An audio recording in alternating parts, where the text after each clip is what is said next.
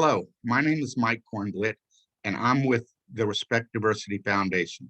I'm the co-founder. We are an organization that has a speakers bureau of Holocaust educators, civil and human rights activists, musicians, artists, storytellers, poets.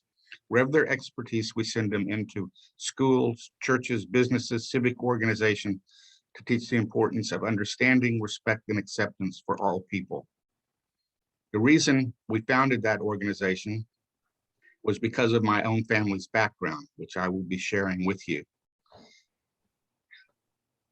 In the country today, we are going through a lot that's been happening, especially with the situation with the insurrection at the Capitol on January the 6th, with white supremacy, white nationalism. And today I'm going to connect how what happened to my parents over 82 years ago is relevant today and to that issue of white nationalism, white supremacy, and how that affects all of us today, and how we need to learn from history because of what the Nazis did using their own white supremacy, or as they called it, the Aryan society, Aryan race at that time. When I was 6 years old, I was sitting in the living room with my parents. And, okay. I'm sorry, I hit the wrong slide there. There we go. I was sitting in the living room with my parents, and it was the first time that I noticed, that's a picture of my parents there, Meyer and Manya Korenblit, in 1947, right after they had gotten married in Germany. But it was the first time I noticed a K and an L on each of their wrists. And on the inside of my mother's forearm was the letter A, followed by the number 27327. And being the inquisitive little people we are at that age, I asked my parents what those were. And they tried to explain to me, in the least horrifying and simplest of terms, that they were both survivors of the Holocaust. That was my first understanding and lesson and knowledge of the Holocaust and what my parents had gone through. First slide I'll show you here, for those of you, most of you have studied something about the Holocaust. The estimates are that somewhere between 5.8 million and 6.2 million Jews were murdered in the Holocaust. You see a map here of Europe and all the countries that the Nazis occupied during World War II. And as you will notice, there are black little strips there with numbers in them. The numbers indicate how many Jews were murdered in those areas. The largest that you see there is 4,565,000 in Poland and Western USSR at the time. You also see the country of Czechoslovakia, you see Hungary, you see Germany, and all the numbers. But what's important here, because it's important today to what is going on and what is not going on in our country, and that is three countries that stand out. The first one is Denmark. If you look up there under Norway, and you'll see it jetting out there into the ocean there, into the North Sea, is the country of Denmark. It has 120 people there. So you might think that Denmark didn't have a lot of Jews. Well, they didn't have a huge population, but they had about 7,800 Jews or so that lived in Denmark. The Nazis occupied them. But the Danes had a very vibrant partisan underground that did everything they could do to fight the Nazis and what they believed in. When the order came down that the Nazis were going to start deporting the Jews, the underground went into effect and went to all the homes of the Jewish population in Denmark and told them that there was a plan in motion to save their lives, and told them where they needed to be at what time and what day. And what they did then is the Jews met on the coast, and the Danes had brought together every kind of floating vehicle ship that you could imagine, from rowboats to fishing vessels. And what they ended up doing was ferrying the Jews across the channel into neutral Sweden, which is the little country to the right of Denmark there in the white. About 500 Jews could not make the trip. because they were either too elderly to make the trip, or they were too ill or sick to be able to make the trip. And those 500 Jews were actually deported to the camps. But the Danish government did something that very few other governments did. They followed where those Jews were sent. And they made sure that they got Red Cross packages where they got extra food, they got medical supplies, they got everything that could be sent to them so that they could survive. And because of that, only 120 Jews ended up perishing in the camps. That's the first country. The second country, if you come down here to Romania, you'll see a little blank country there. There's no name and there's no number. That's the country of Bulgaria. Bulgaria was a very anti-Semitic country before the war. It was an anti-Semitic country during the war. It had a Jewish population of about 55,000 Jews. They were allies with the Nazis. Bulgaria had even put in their own anti-Jewish laws prior to the war.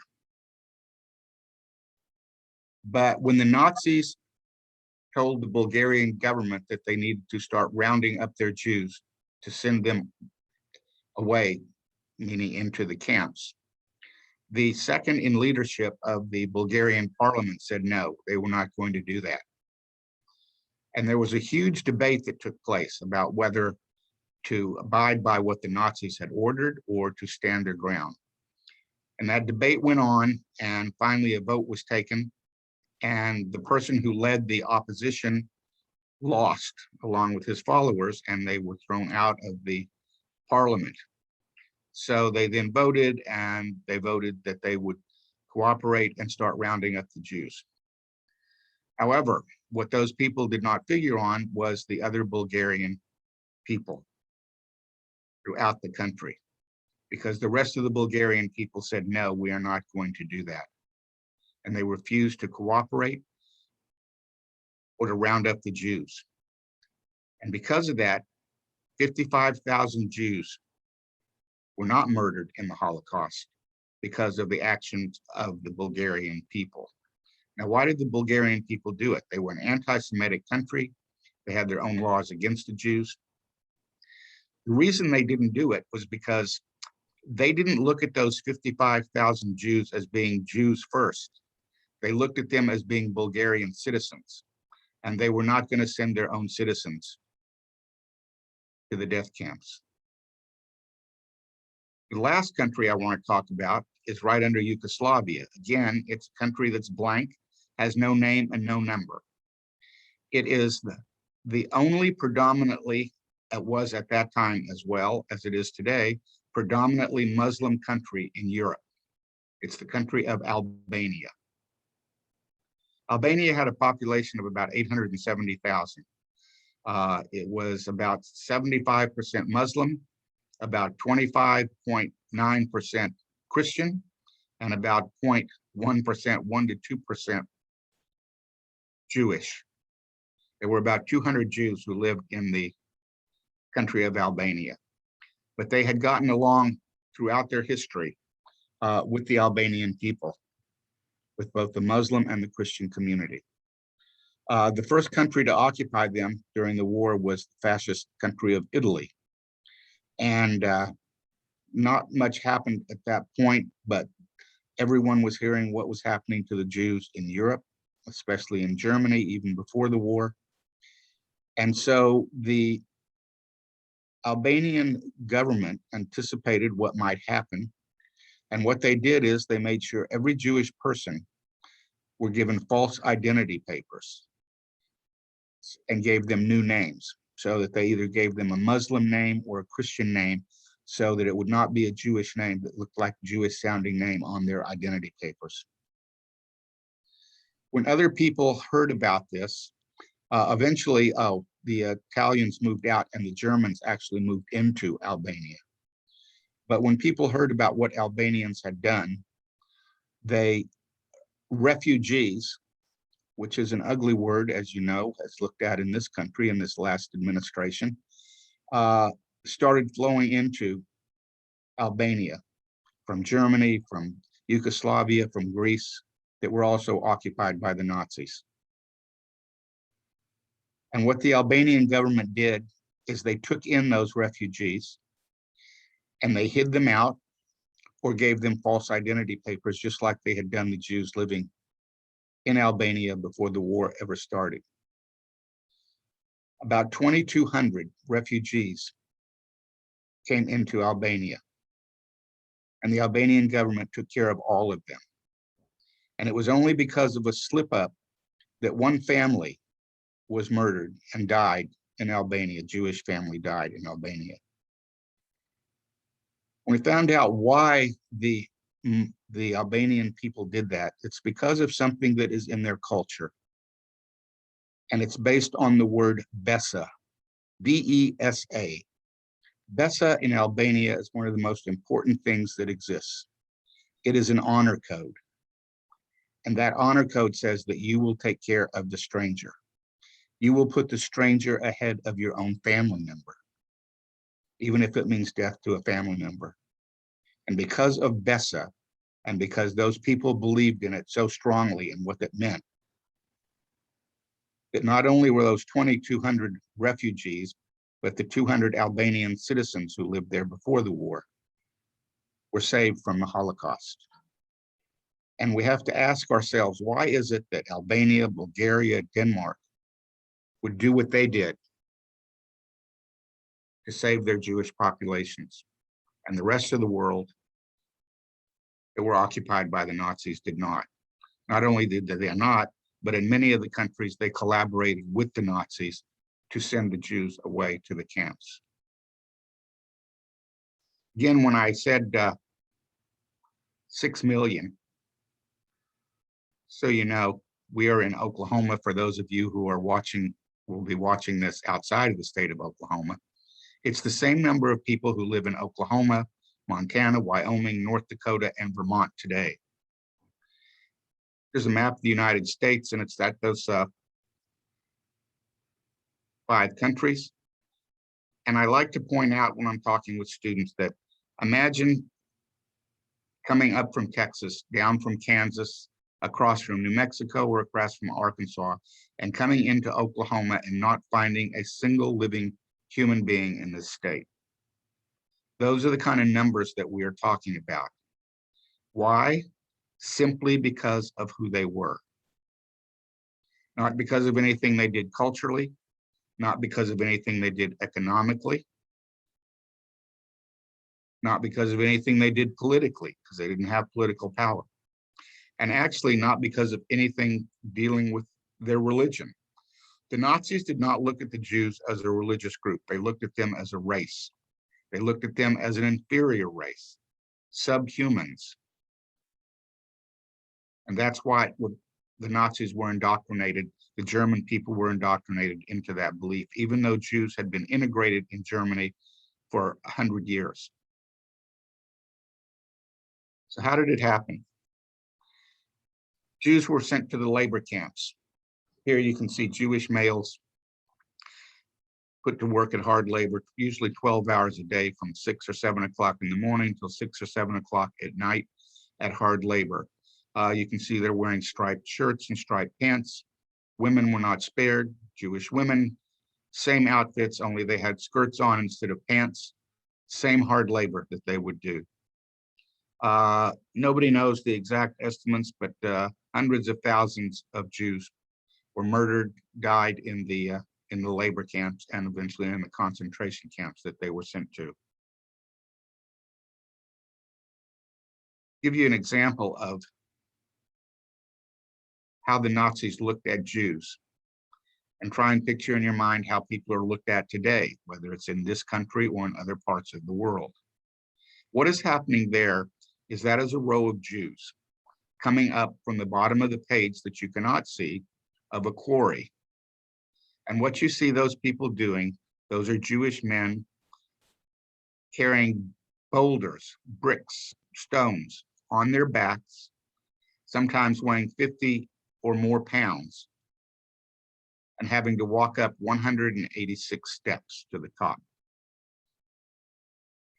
If you look to the right and to the left, you'll see the ridges there. Nazi guards used to be standing on those ridges. And as a favorite pastime, at this particular camp called Mauthausen in Austria, they would pick out a Jew as he got near the top, and they would shoot him. Needless to say, he would fall, and what he ended up doing was then knocking over the people around him like bowling ball and bowling pins, and those people would fall to their death. Think about that. Shooting somebody in a situation as they were walking up those steps. Again, think to today. When the Nazis invaded Russia in June of 1941 and broke the treaty that they had with them, they swept through the Western Soviet Union, taking all this land. And with that land came a huge Jewish population. And what they ended up doing is they had special groups of Nazi soldiers called the Eisenstattengruppen that were trained to shoot these people. And what they would do is after the Nazi Wehrmacht, the army, would go through the whole sections of Western Russia, they would then go into every village, every town, every city, and round up every single Jew, from newborn babies in a hospital or in a house to the eldest senior citizen, and they would march them to the outskirts of town where large ditches had been dug, and they would shoot them, hundreds, thousands at a time. The estimates are somewhere between 750 and 1.2 million Jews were murdered this way. But that caused some problems for the Nazis. First of all, they were in the middle of a war and they were wasting a lot of ammunition on murdering Jews by shooting them like this. But there was a second problem that developed, and that was no matter how bigoted you may be, no matter how racist you may be, no matter how you've been indoctrinated to believe that the Jews were not even human beings, that they were subhuman beings, that they were cockroaches, which is a term that was later used in another genocide that took place in Rwanda. And that's how they were trained. But no matter how much you believe that, when your only job 8 hours a day was to round up those Jews and then proceed to shoot them, from a newborn baby to an elder citizen, it began to have a morale problem on them. And that's what happened. And they found out of the people of this group, they had the highest percentage of alcoholism, the highest percentage of divorces, and the highest percentage of suicides that took place of any group because of what they were going through. So the Nazis were very creative, and they came up with something else called mobile killing vans, where they would drive these vans, depending on the size that you can see there, either 40 or 80 Jews at a time that they could pack into the back of the van. They would leave it running. They would pack the Jews in, and then they would take a hose from the exhaust pipes and run it inside to where the Jews were. Problem solved. You no longer had to use bullets to murder the Jews, and you no longer had to look at the faces of the people that you were murdering. But there was one detail about this that the Nazis did not like either. And what that was, it took anywhere from an hour and a half to 3 hours for every single Jew to be dead. And that wasn't fast enough for them. And that's when they had been experimenting on something else even before the war. Something called Zyklon B, which was a form of poison. The Jews were not the first victims of the Holocaust or of World War II or of the Nazi regime. Their own German citizens were. And who were they? When the Nazis came into power, they had a list of all the population, and they found all of those who had some kind of physical or mental disability. And they rounded them up, telling the families that they would take care of them, that they would be institutionalized, and that they would no longer have to worry about them, no longer have to take care of them, that the state would do that. So they rounded them up and they put them in institutions. And it was there that the Nazis started experimenting with Zyklon B and poisoning their own citizens. People found out and they were outraged about what was happening, and they demanded that this program stop. And the Nazis did for a while before taking it up again when things had calmed down.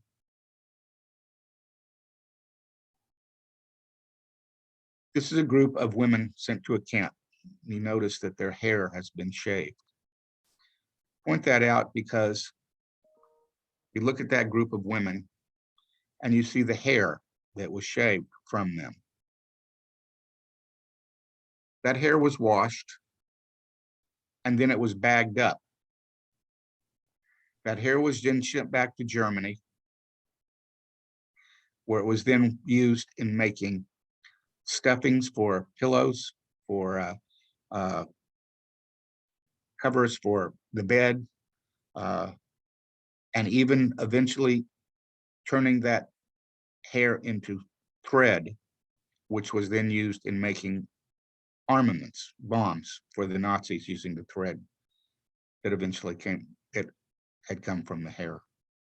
So it started with the hair, and the Nazis used it of the Jews that they had murdered. Then the Nazis did something else, and that was they set up 6 extermination camps, all of them in Poland, with the express purpose of murdering Jews in a massive way. What they would do is they would round up Jews from the ghettos that they had been confined in, pack them into cattle cars, and send them on their way to one of those 6 destinations, those 6 extermination camps.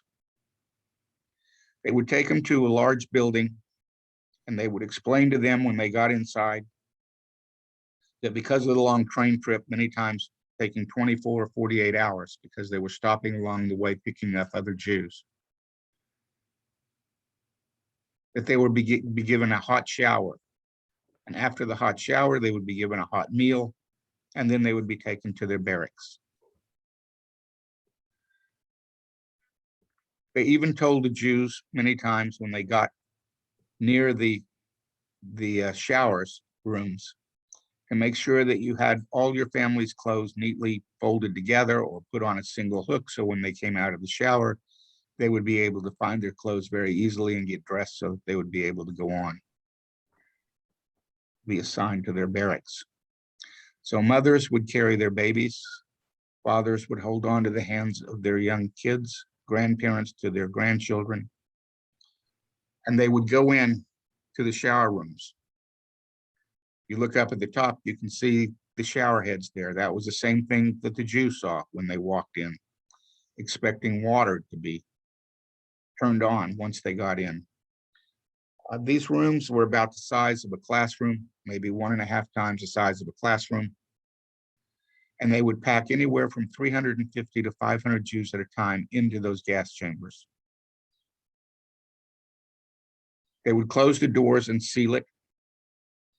And then either through the ceiling, where there was a slit that they would slide a steel bar, or on the door outside, and they would drop in the Zyklon B poison.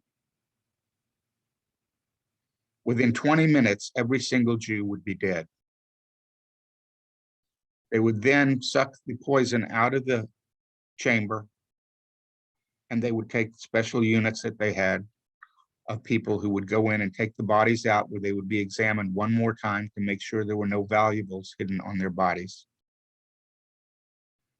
And then they would take the bodies to the crematoriums, where they would put them on those steel slats that you see, and they would shove them into the ovens, and they would burn them.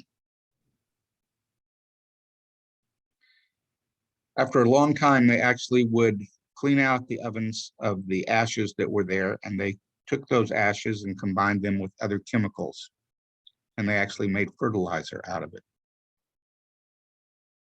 So it started with the hair and ended up with the body itself being consumed by the Nazis.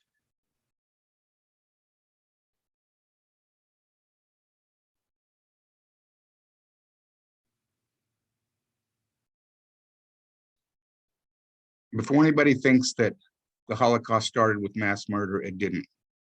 It started with simple acts of harassment and bullying. Here's an example of what the Nazis would have the Jews do. They would ground up Jews and they would have them start cleaning the streets. And you can see how they're having them clean the streets with those brushes, small little brushes. You can see families were brought to watch what was happening to the Jews. You can see a mother brought her small little child right there and back, and the other young kids there watching.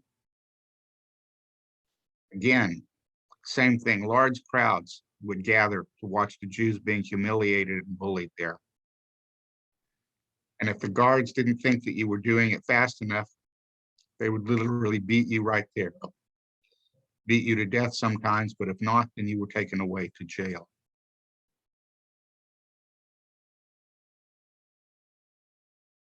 In addition to the Jews, estimates are, we have no idea the total numbers, but it was in the millions.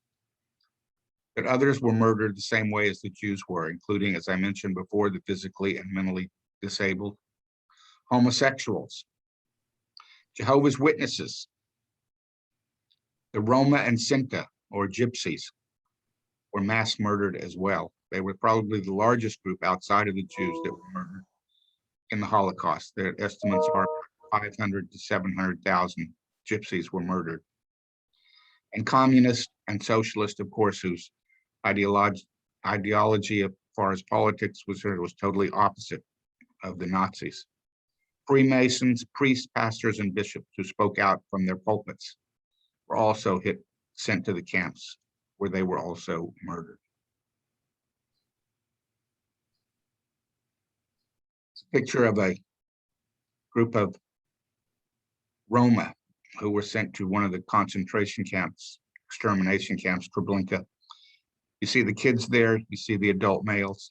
None of the people that you see in that picture survived. They were all murdered by the Nazis. November 1932, very important day. That was the last time there was a free, independent election held in the democratic country of Germany. In that election, the Nazis did not win the majority of the votes. They only got about 33% of the vote. But it was enough for them to combine with other right-wing parties to come into power. Now, in that election, what they have said is somewhere between 63 and 68% of the German population eligible to vote voted in that election. If more Germans had gone out and voted, what happened between 1933 and 1945 may not have happened. And that's why it's so important for people to understand. As I go through this and tell you why what happened to my parents is important to each of us today. How important it is to vote. In 2008, we had a presidential election that most people, historians and political scientists say was the most important election that we had had in decades. Why? We were in the middle of two wars in Afghanistan and Iraq, and we were on the verge of another depression. We were in the Great Recession that was going on, not only in this country, but around the world. And again, I will use Oklahoma because that's where we are and that's where I live. In February of that year, we had a primary election for president on the Democratic and Republican side. In that primary election, only 42% of the voting public participated in that primary. And in November of that year, 2008, when we had a general election between Senator Barack Obama and Senator John McCain, Oklahoma barely hit 50%. The entire country was at 53%. Can't emphasize enough for those of you who are watching this and will take this information and teach your students, for them to understand the importance of every election that takes place, whether it's at the local level with mayors, city councils, school boards, at the state level for your state senators, state representatives, and then at the national level for your senators and representatives that you send to Washington, D.C. Nothing could be more important. January 30th, 1933, the Nazis come into power. And the interesting thing about this here, as you see, is a parade taking place. You see people on the right there giving the Heil Hitler sign as the group marches by. They're carrying the swastika flags. I point this out because those are not adults that you're seeing march there. Those are young kids. And that's because all males between the ages of 12 and 18 had to join the Nazi Youth Party, where they were immediately indoctrinated into Nazi philosophy and Nazi culture, especially about the Jews and what the Jews were. The females between those ages also had a different organizations where they were taught all kinds of home economics. The purpose of the young men was, of course, to be trained, go into the army when they became 18 years old. The young ladies were being trained to marry those young men and produce babies for the Aryan race. That was the culture of Nazi Germany.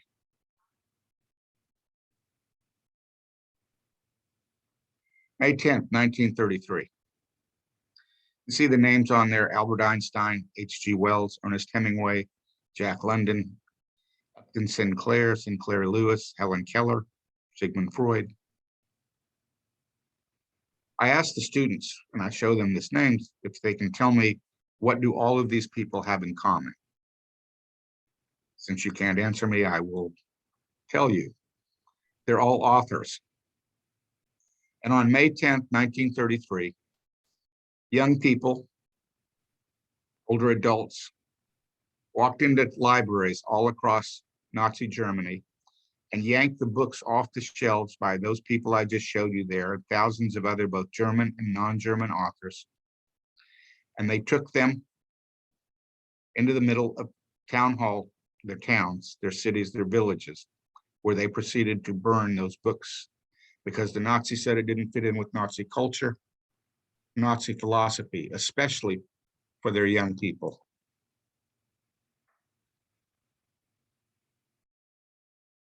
"108 years before a single Jewish body was burned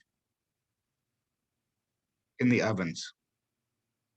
A very famous German philosopher and poet by the name of Heinrich Heine made the following quote because of something else that was going on in Germany at that time and in other parts of Europe. And what he said was, "Where one burns books, one will in the end burn people." 108 years before a single Jewish body was burned in the ovens.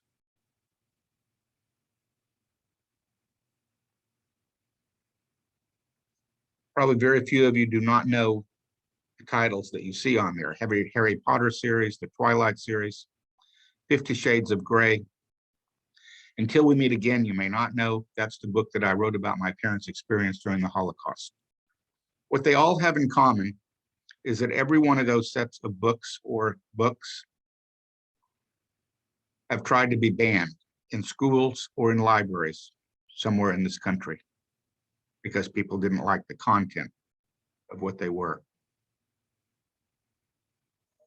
Two movies that you see at the bottom there, two Disney favorite Disney movies, Aladdin and The Lion King.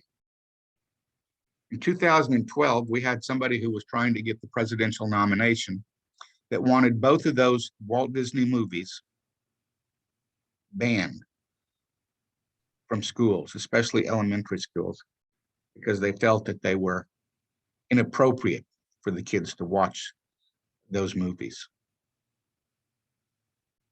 Aladdin, because of obviously sorcery and flying carpets and all that kind of stuff. But The Lion King was for a different reason. For those of you who have seen it, you know that two of the favorite characters in there are Timon and Pumbaa. Well, this particular person felt that those two were gay, so it was inappropriate for young kids to be watching them. Whatever you may think about Harry Potter, Twilight series, 50 Shades of Grey,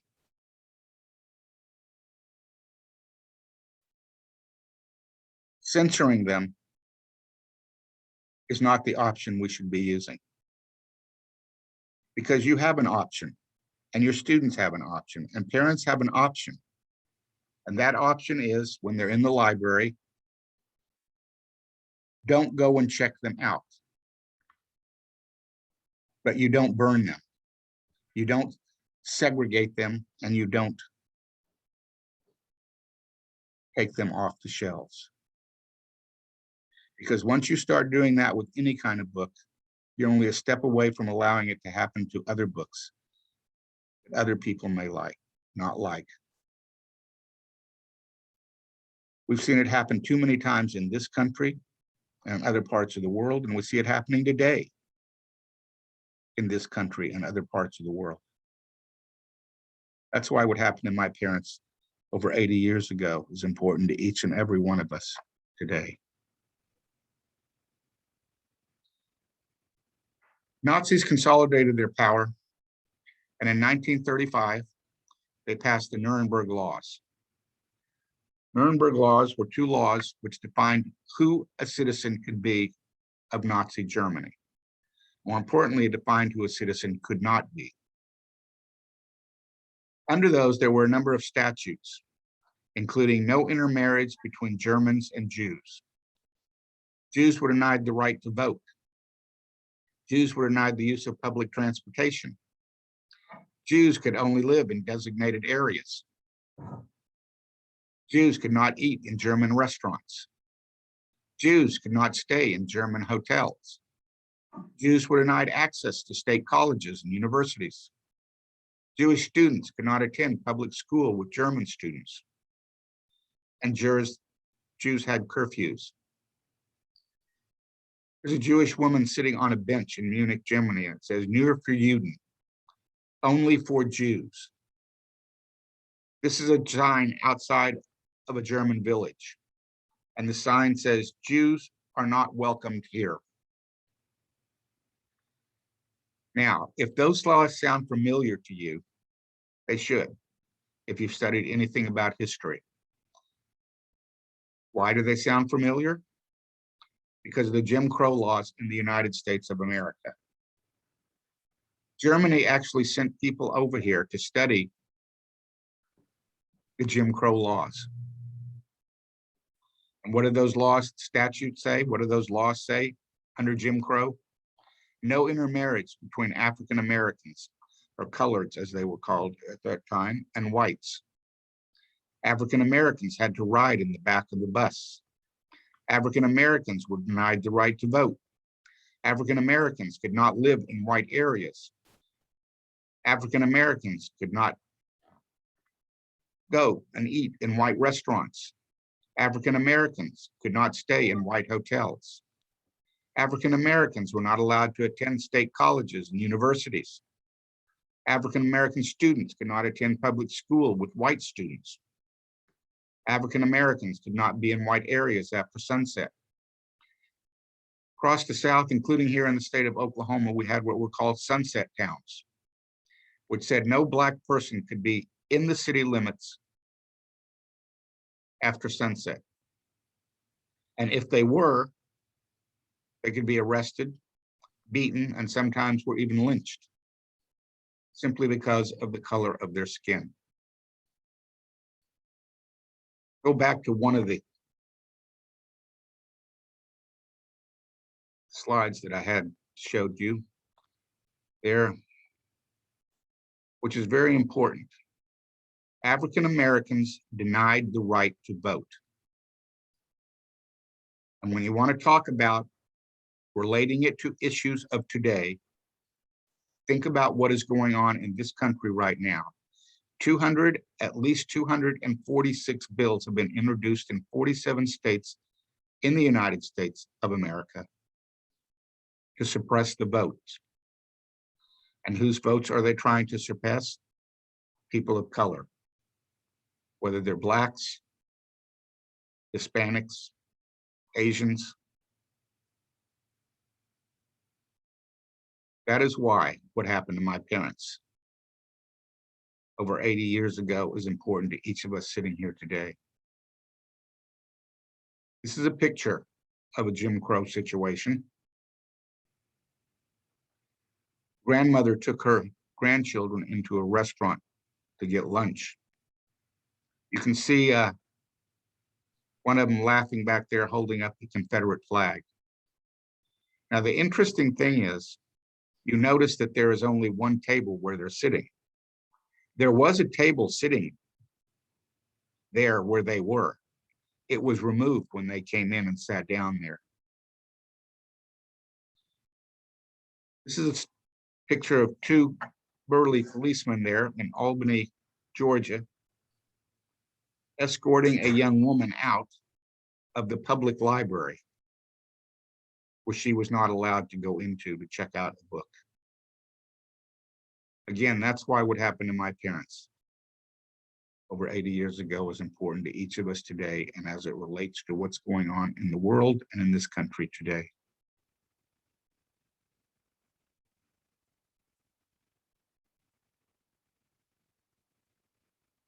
The Nazis then had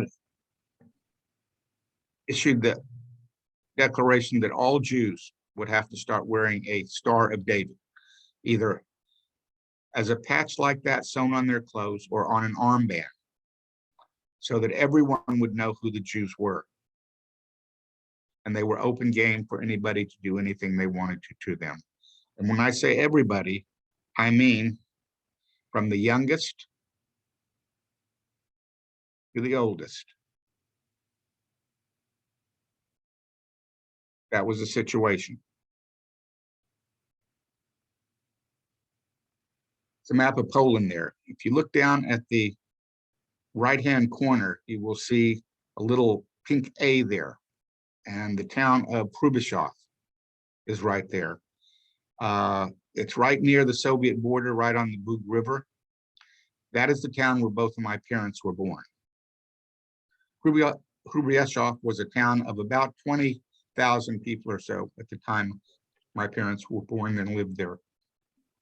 Of that population, about 55% were Christians, about 99% of them Catholic, and about 45%, about 8,500 were Jews, with about 11,500 Christians. Jews had lived in this area of Poland for about 300 years or so. My dad came from an immediate family of his father, his mother. Those are two aunts in the back row there, 3 sisters and 2 other brothers. One of them is not in that picture.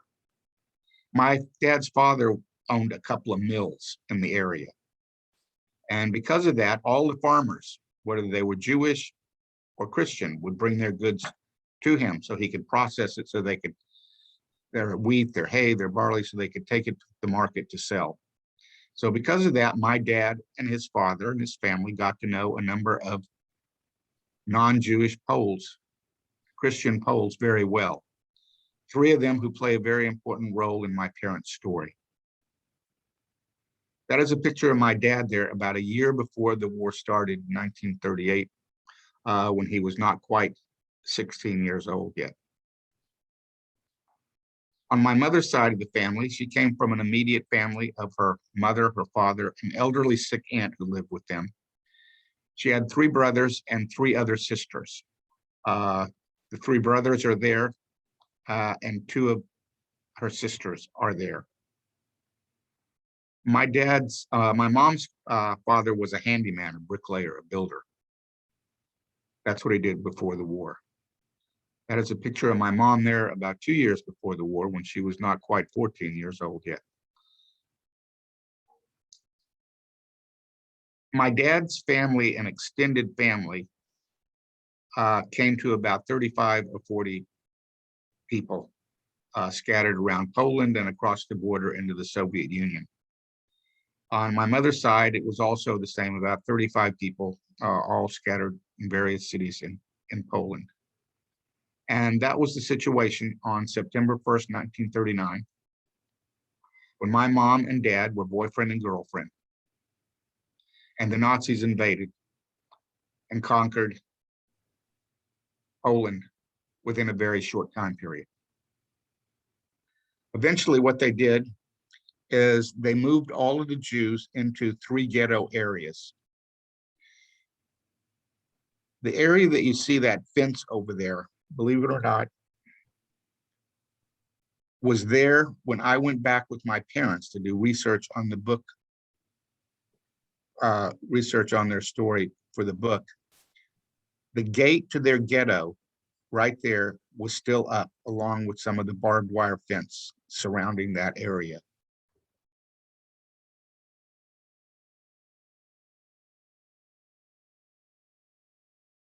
So the Jews were moved into 3 ghetto areas.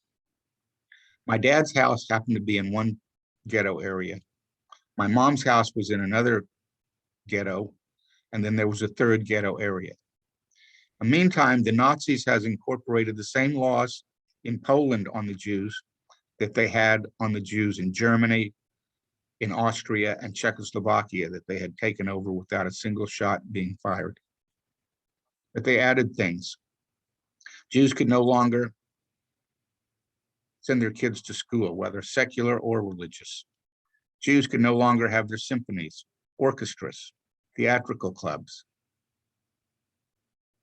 Jews could no longer have newspapers, news magazines. Jews could no longer go to their synagogues and temples. Actually, the synagogues and temples were taken over and turned into storage warehouses for the Nazis, or even into stables for their animals. They also said, Jews, you cannot own a business, and Jews, you cannot work for Christians. Can't work for Christians, can't have a business. How are we supposed to make a living? To buy food, get water, medicine, clothing. You don't have to worry about that. We will provide the necessary things.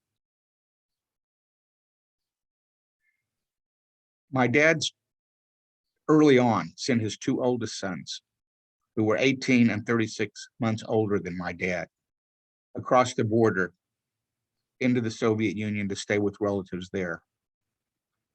Not because he thought they were going to be murdered, because nobody had any concept of that yet, but he was afraid they might be sent away to work, or they might be drafted for the military. But because my dad was not even 16 years old yet, and plus he had his girlfriend there that he really didn't want to be away from, he was not sent away with them. Then the Nazis initiated the work orders, where every Jewish male between the age of 13 and 65 would work for the Nazis from 7 o'clock in the morning to 7 o'clock in the evening, most of the time at hard labor, building roads, working in the brick factories. So every day, my dad and his father, with their group, would be led out of the ghetto area to their work assignment. Now, because of my mom's father's work, when they found out he was a handyman, a builder, they used him for special assignments, to build things for them, to repair things in their homes, the buildings where they were. And what they would do is they would simply escort him to his work assignment, tell him what they wanted done, and they would leave him there by himself for 12 hours with no guards, just to do his work. And that was the situation. So one day when my dad and his father were getting ready to be led out of the ghetto for their work assignment. My dad watched as 2 Nazi soldiers walked up to a young Jewish mother who was carrying her baby in her arms, and watched as one of the Nazis grabbed the baby, threw it up in the air as high as he could, while the other one proceeded to shoot the baby to see how many times he could hit it before it hit the ground. On another instance, my mom's mother sent her on an errand in the ghetto, and she watched as a Nazi soldier walked up to a young Jewish mother carrying her baby in her arms, and he grabbed the baby out of her arms, took it by its little legs, and walked up to the side of a building, where he proceeded to use the baby like he would a baseball bat. And my mother heard him make the comment, "That's one Jew baby that won't grow up to be a Jew adult." Those are the circumstances and the conditions that my mom and her family, my dad and his family, the rest of the Jews of Hrubieszów, the rest of the Jews of Poland, and the rest of the Jews of occupied Europe lived under, simply because of who they were.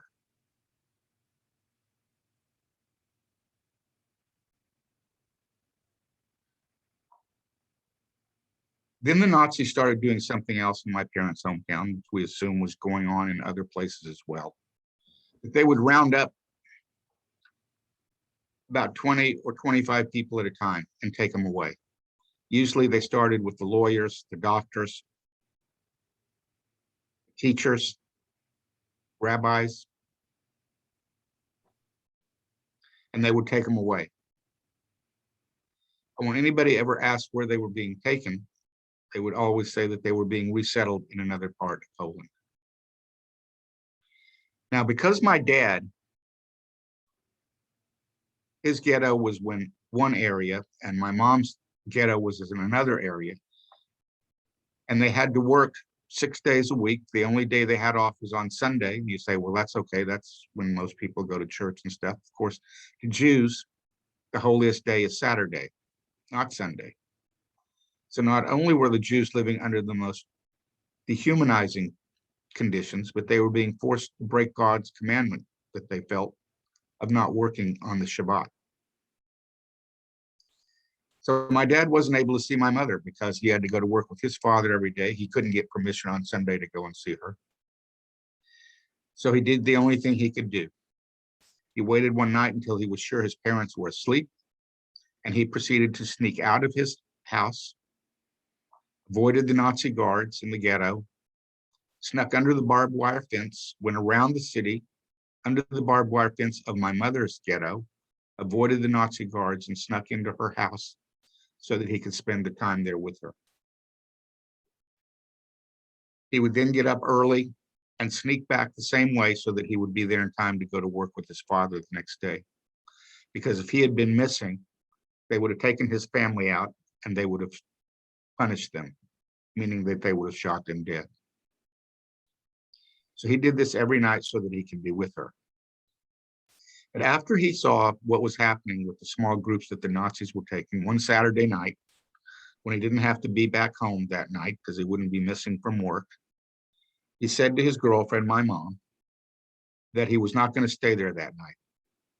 Instead, he was going to sneak out of the ghetto and out of the city because he wanted to see where the Nazis were taking these Jews. My mom said she wanted to go with him. So they took off their armbands. So if anybody saw them, they wouldn't know they were Jews.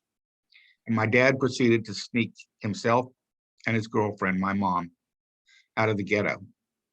And they went about a mile outside of the city, and they went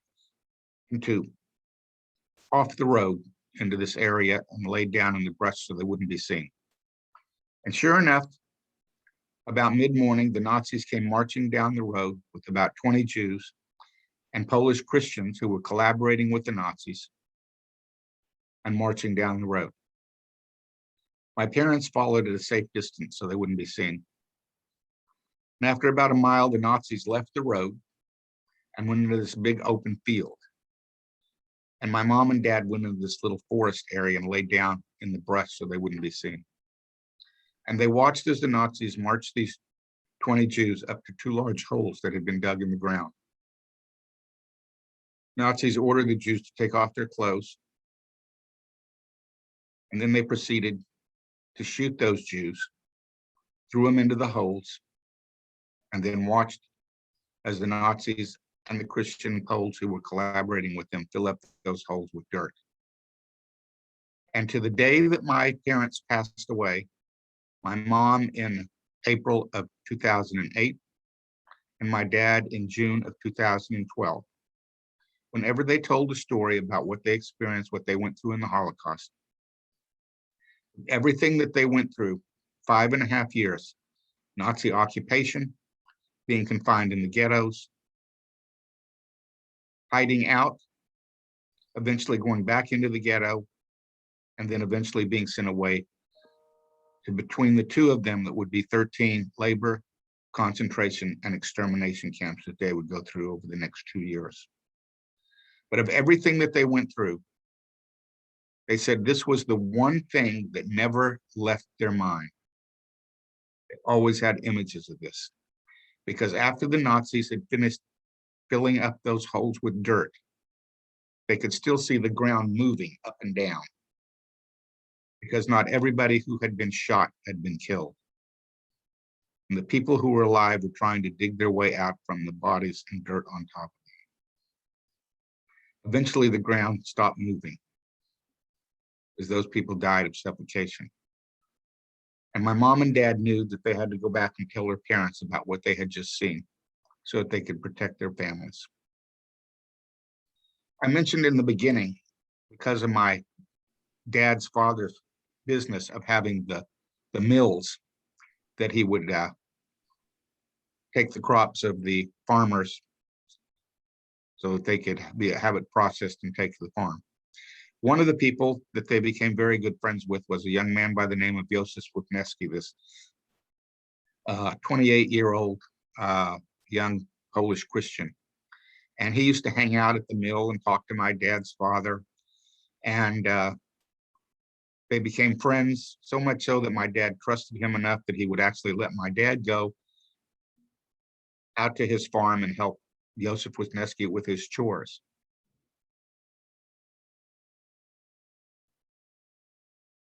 But there were 2 other families that were also very close with my dad's parents, Polish Christians. The night that my dad got back and told his father what he had seen, my dad snuck his own father out of the ghetto and out of the city, and they went to about 2 miles outside of the city to a farm. And it was the farm of Joseph Wisniewski. Now, they hadn't seen Joseph Wisniewski in over a year, if not longer, because Jews and Christians weren't even allowed to associate. So they had no idea how Joseph would react to seeing them. But they knocked on the door, and he came to the door, and the first thing he did when he saw them was grab hold of them and started hugging them and asked them how they were doing. At which point my father looked at Joseph and told him about what he had just seen that day. And my dad's father then looked at this Christian Pole right in the eyes and asked him, if the time comes and we need it, would you be willing to help? Without a moment's hesitation, he said, of course. And they left it at that. Meanwhile, on my mother's side of the family, first day after my mom told her father what she had seen that day, the Nazis took him to his work assignment, told him what they wanted done, and they left him. The first thing he did when he was there by himself was he looked around the room and he found a single brick. And he took that brick and he stuffed it down his pants. He went about his work. After his 12-hour shift, he put on his coat. The Nazis came and they escorted him back to the ghetto. And the first thing he did when he got into his house is he went down to his basement, pulled the brick out of his pants, and he hid it away. And he kept doing this every single day until he had enough bricks of the same color and the same texture of the bricks that had built his basement wall. At which point then he proceeded to go down one Sunday when he did not have to work and built a false wall in the basement of his house, leaving just enough of an opening in the wall for each family member to lie down on the ground to be able to crawl through to the other side. Then he cemented some bricks onto a rod so that when he crawled through to the other side, he could pull it in front of the opening and it would look like that was the real wall. And then he began to get some non-perishable food and water and store it behind the wall for when the time might come when they would have to hide there.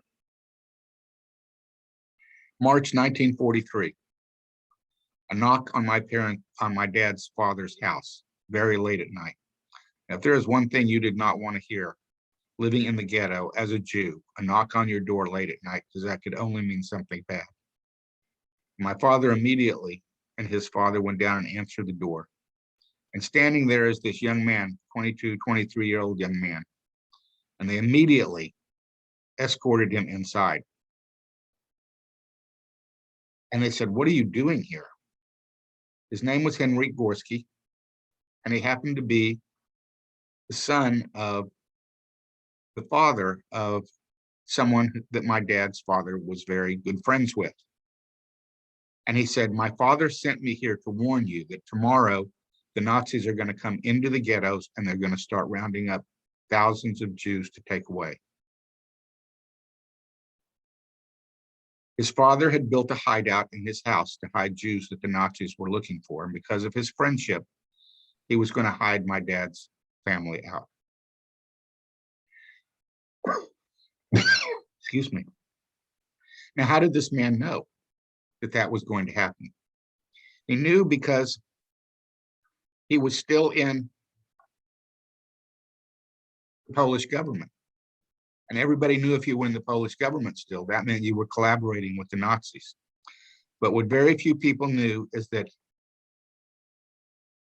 his father, who happened to be the chief of police, was also working with the Polish underground in the area. And he had built a hideout in his house to hide Jews.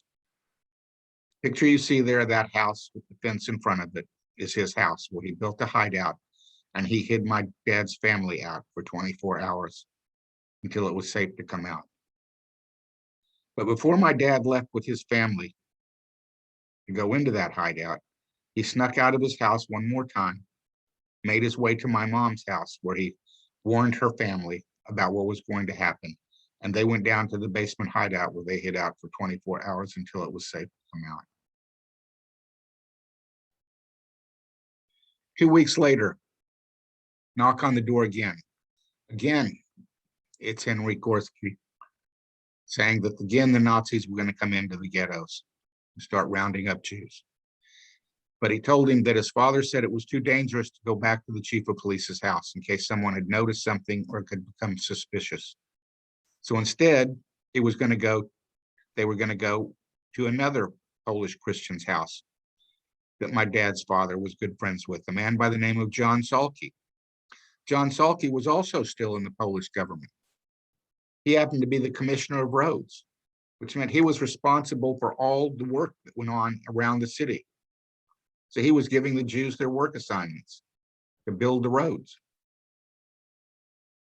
But because of his friendship with my dad's father, he was going to hide them out.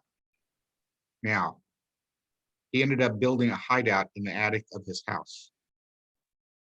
Once again, my dad snuck out of his house, went to my mom's to warn her family. Only this time, though, the elderly aunt, who was very sick even before the war started, said, "No, I'm too tired, I'm too sick to go down. If they want to take me, let them take me." So my mom and the rest of her brothers and sisters lined up at her bed. They kissed their great aunt goodnight, and they went down to the hideout. That would be the last time they ever saw her alive again. The Nazis came into the house, found her lying in the bed, and they took her away. Doing research on the book, Jews had been taken down to the train station, packed into cattle cars. I found out that the Jews from my parents' hometown of Hrubieszów were immediately sent to a place called Belzec.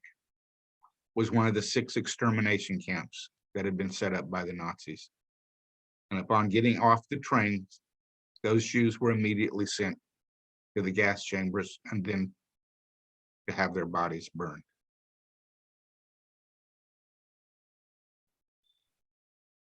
Three weeks later, knock on the door again.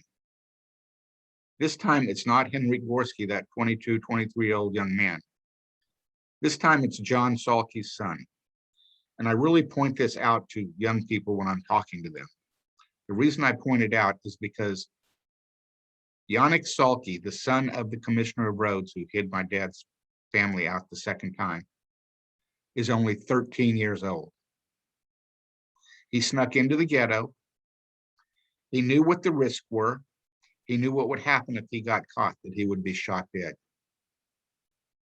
And yet this 13-year-old kid snuck into the ghetto to warn my dad and his family about the deportation. But he had a special message from his father, and that message was, this was the last deportation. They were rounding up the last 2,000 Jews to take them away. And if you remember when I said in the beginning that Jews had lived in this area for almost over 300 years, and yet in a matter of less than 2 months, the Nazis were wiping out any existence that any Jews had ever lived there. So this was the time that they knew they had to go to Joseph Wisniewski, the young farmer who said he would be willing to help them when the time was coming. So as my dad's mom was getting his little sisters ready to go, my dad told his father he had to go see Manya, his girlfriend, my mother, one more time. And my dad looked at him and said, literally said, "Are you crazy? Have you lost every ounce of brain you have in your head? The Nazis have surrounded the entire city and you want to go see your girlfriend again." And he said, "I promise you, I will meet you at Joseph's."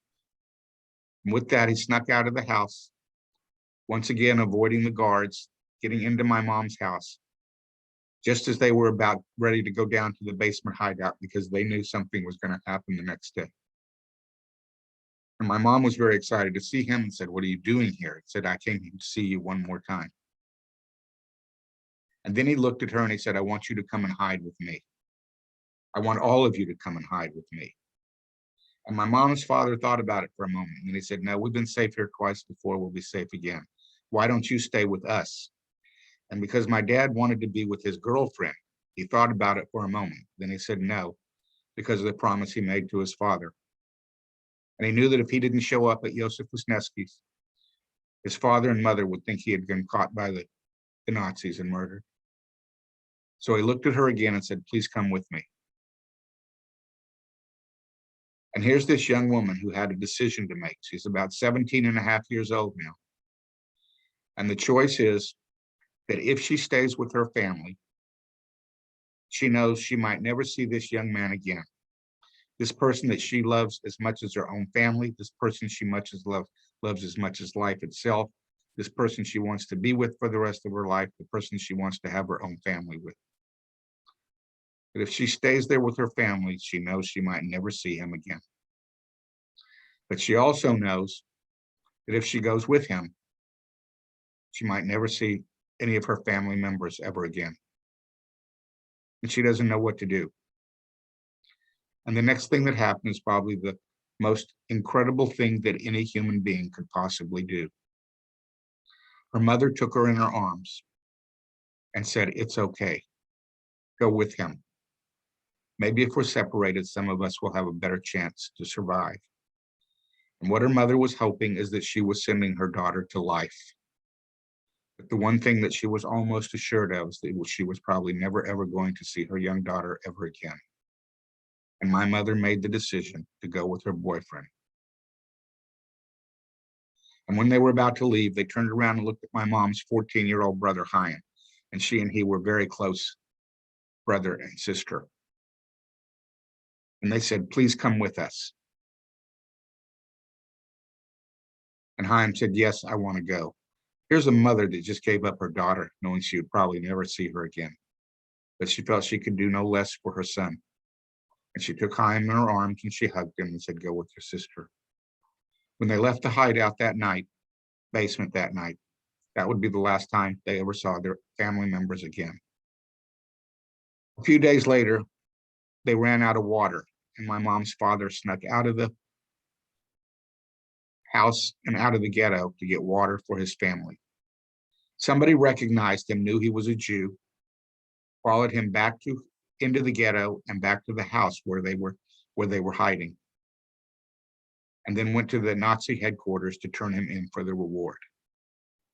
The Nazis went to the house, they searched it, they found the basement hideout, and they then marched my mom's mother and father and the rest of her brothers and sisters to the outskirts of town, where they shot them dead and buried them in a mass grave.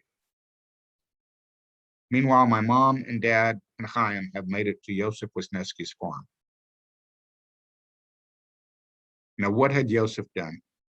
The last time he harvested his hay, instead of taking it to market to sell, he built himself a large haystack at the back of his farm. And he kept building it and building it and building it until it was about 10 or 11 feet high. So it had this huge base.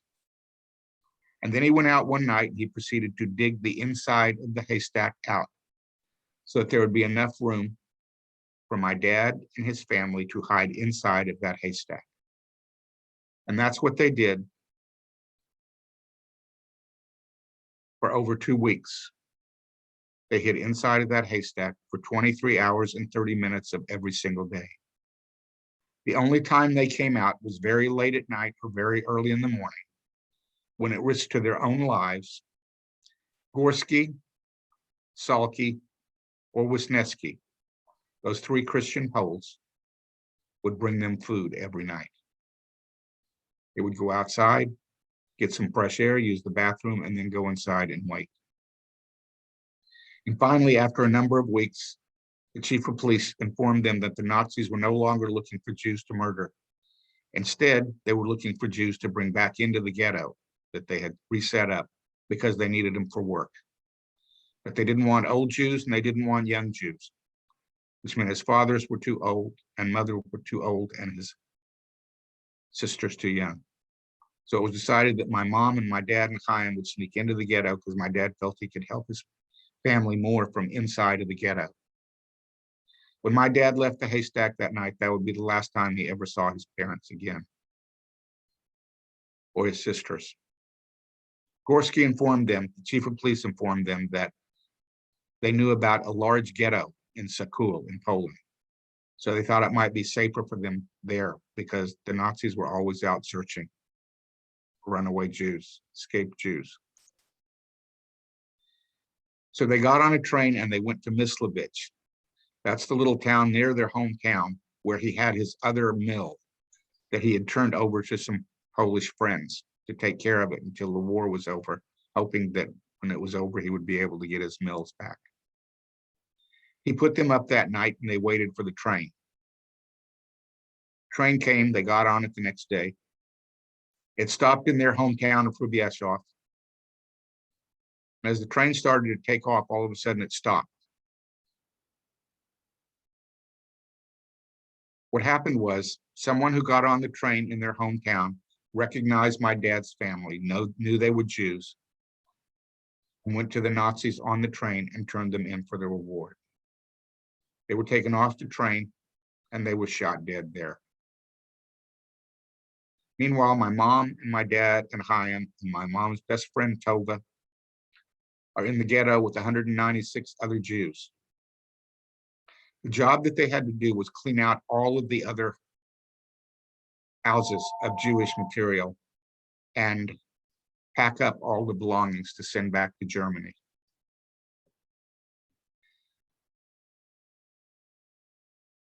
After about 3 months, my dad was the only one that was not working in the ghetto of the 200 Jews. He had been assigned to work out at the Nazi headquarters place where they were outside of the city, where they had their livestock. And his job was to take care of the livestock. So he wasn't here this day. When Yannick Salki, that 13-year-old boy who had gone into the ghetto that last time before the deportation, snuck into the ghetto in broad daylight. His father instructed him to go find my mother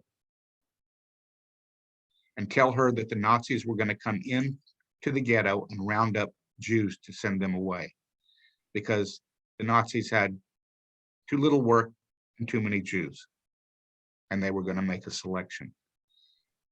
So she ran and she found Chaim, and she said, come on, we're going to hide until it's over. And here now is Chaim, this 14-and-a-half-year-old young man, who looks at her and says, no, I'm tired of running, I'm tired of hiding. He's lived through the occupation, through the ghettos, through hiding, back into the ghetto. He has no idea if his parents and his sisters are alive. And he just said no. So my mom thought if she took off running, he would follow her. And she made her way to the creek and laid down in the brush. And by this time, she had seen the Nazis had come in and rounded up the Jews in the ghetto and took them to the center of the ghetto, where they made a selection of 100 Jews. My mom's brother was one of them. And she watched as he was taken, put in the back of a truck and taken down to the train station. 3 months later, with no warning, the Nazis came into the camp, rounded up the last remaining Jews, including my mom, my dad, my mom's best friend, Tova, taken down to a train station where they were packed into a cattle car. There was a bucket, one end of it, if people had to use the bathroom, but they were so packed in, 50 people into a cattle car, that you couldn't even move. So even if you had to use the bathroom, you couldn't get to it. So people simply stood there where they were and used the bathroom. So you can imagine what it smelled like on the inside of those cattle cars. After about 24 hours of stop and goes, the train finally stopped, and they opened the doors and yelled for the Jews to get out. And they were marching them to what would be the first of 13 different labor, concentration, and extermination camps that they would go through over the next 2 years. The first camp they took them to was a place called Budzin in Poland. And as they got near, they started hearing this yelling going on. They couldn't figure out what it was.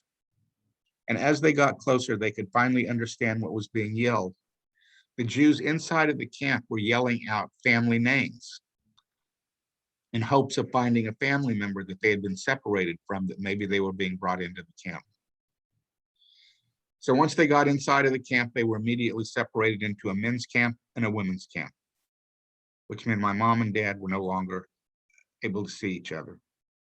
My dad hooked up with 4 young men that he would eventually go through all the camps with. My mom hooked up, and her close friend Tova hooked up with 3 other young women that they would eventually go through all the camps with together.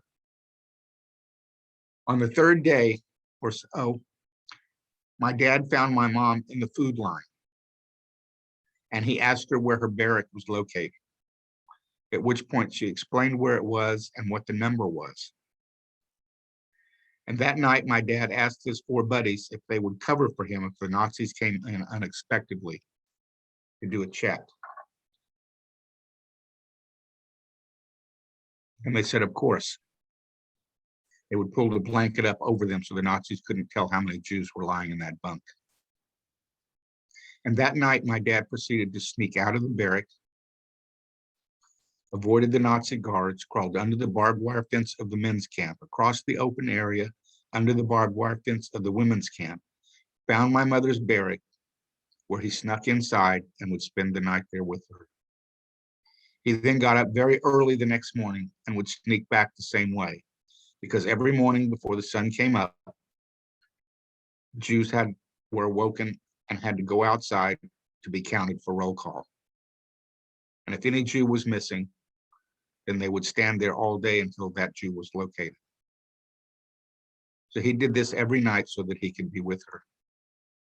And one night while he was lying there, he said, make me a promise. She said, of course. He said, promise me that if something happens and we're separated, when this is over, you will meet me back in our hometown. And she said, of course. 2 weeks later, the Nazis came into the women's camp, rounded them up, and took them away. And that would be the last time my mom and dad saw each other for almost 18 months. My mom was sent through 4 more camps. The next one she was sent to was a place called Mielec in Poland.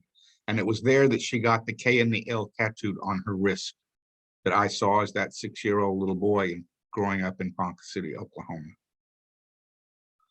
From there, she was sent to another camp that many of you may be familiar with if you watch the movie Schindler's List, because the camp that she was sent to was a place called Plaszow.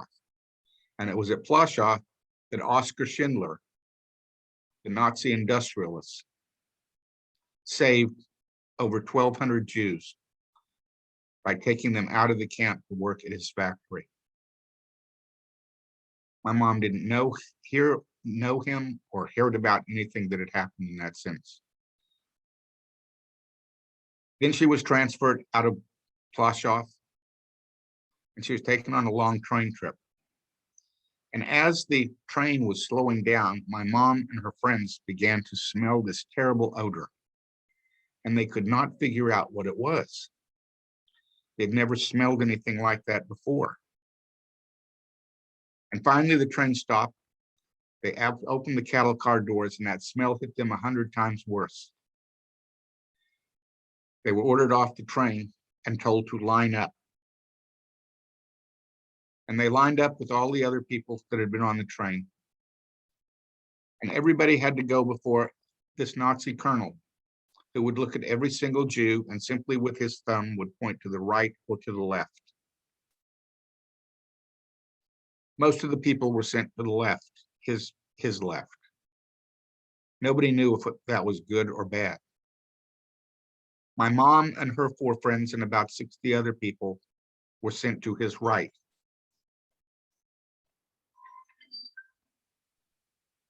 So they had no idea if that was good or bad. But as they were being led away to their barrack, you can see this is in Auschwitz. Those are the concrete poles that would hold the barbed wire up. That second round of barbed wire was electrocuted if you got through the first one, so that it would electrocute you. My mom saw a group of men standing over there, and she did the thing that she had first learned in Budzin. And she yelled out, Chaim Nagelstein. And somebody yelled back to her, yes. And she thought she had found her brother. And again, she yelled out, Chaim Nagelstein. And the person yelled back, and she saw the person who was yelling was not her brother. And he yelled to her, I knew him, they took him away yesterday. When my mom was finally taken into her barrack,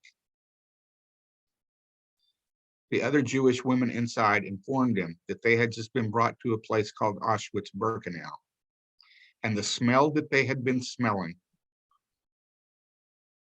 was of those Jews who had been sent to the crematorium and were being burned. So my mom knew what it meant when this person said he was sent away yesterday. My mom was very lucky, along with 299 other young women. They were selected, sent out of Auschwitz-Birkenau, which very few people were, and sent to a camp in Czechoslovakia. She was there for a number of months until March of 1945, when the camp was liberated by the Russian forces. When my mom was liberated, she was not quite 20 years old. She was 5'1", and she weighed 65 pounds. Meanwhile, my dad had gone through 7 more camps. The most famous that you probably heard about, I told you about Mauthausen in Austria, where he had to take those boulders, excuse me, up those 185 steps with a boulder of 50 to 100 pounds on his back. He was in Dachau. He was in a camp called Flossenburg, camp in Germany and Czechoslovakia called Leitmeritz. The first camp that he was sent to from Budzin, the first camp was also to Mielec. It was there that he got the K and L tattooed on his wrist there. That's what they did there. My mom, by the way, it was in Auschwitz-Birkenau that she got the letter A followed by the number 27327 that I showed you before in Auschwitz. Finally, my dad was sent to a place called Korenblit. 3 times in the camps, he was nearly beaten to death. Twice he was saved by his friends, who literally dragged him off of the beating and hid him under the bunk until they could get him well enough to he can go back out to the roll call and go back to work. In Koffering, by this time, the Allies were in Germany, making their way across Germany. So what the Nazis were doing is they were literally taking the Jews on what were called death marches, where they would walk them literally to death. If a Jew fell by the roadside, they simply shot him right there and left him. So my dad and his 4 buddies knew that they were going to be murdered anyway, so they should try and get away. So on the second night, they waited until they thought the guards were asleep, and they proceeded to crawl along the ground for about 100 yards before they jumped up and started running as fast as their skeleton bodies would take them, until they finally found this barn. And they went inside, totally exhausted, and fell asleep. They were woken the next morning by this yelling, by somebody singing, and by a dog barking. One of my dad's friends went and peeked out, and sure enough, it was the German farmer coming toward the barn, obviously to do some chores. So they knew they had to hide, so they buried themselves underneath the hay. A couple of minutes later, they heard the door open, and they could feel the dog running around on top of them. And the chore that the farmer had to do first was to pitch some hay for his livestock. So he immediately took the pitchfork, stuck it into the hay, and he stuck one of my dad's friends right in the leg. He jumped up and yelled. The farmer's so shocked, he yells. My dad and his other 3 buddies, they jump out of the hay, and they're all staring at each other. And they explain to this German farmer who they are, that they had just escaped from this march by the Nazis. And the farmer told them to wait here, as though they had a choice. They had on those uniforms that you can see right there. And anybody who had that on, everyone knew that you would escape from a camp if you were wearing those clothes. So it was broad daylight, so they had no choice but to trust him. 20 minutes later, he came back with a basket of food and some water. But he told them, but when it gets dark, you have to leave, because if the Nazis find you here and think I was helping you, they'll kill me and my family. So they promised that they would leave that night. That night, it got dark. I slipped out the door, went about 10 feet and said, where are we going? They had no idea which way to go, whether they were going to march right into the Nazis or whether they were going to march into the Allies. So they decided to get another good night's sleep. And they were woken the next morning by this rumbling sound. One of my dad's friends again went and peeked out the door, and they said, what is it? What is it? And he turned around and he looked at them. And there were tears coming down his face, and he couldn't talk. So then my dad and the other 3 went over and peeked out the door. And coming down the road was something that my dad said he had only seen one other time before in his life, and he had seen it in a book in school. Because coming down the road were Jeeps and trucks with American flags on them. And my dad and his 4 buddies went outside and were liberated by the American forces. That was April the 19th, 1945. He was 5'10". He was not quite 21, and he weighed 87 pounds. Needless to say, my parents' story is a story about 3 miracles. The first miracle is the fact that they even survived the war in the first place. The second is that they found each other after the war, which they did. They both fulfilled the promise and went back to their hometown. The third, and then they eventually immigrated to the United States of America in 1950, where they were sent to, believe it or not, of all places, Ponca City, Oklahoma. The third miracle happened 39 years later when I was doing research on the book. And I ended up finding my mom's brother, Chaim, who she thought had been sent into the gas chambers, which he actually had at Auschwitz-Birkenau, alive and well and living in Newcastle, England. And on January the 30th, 1982, after 39 years of separation at 11:01 British time, my mom and her brother saw and touched each other for the first time.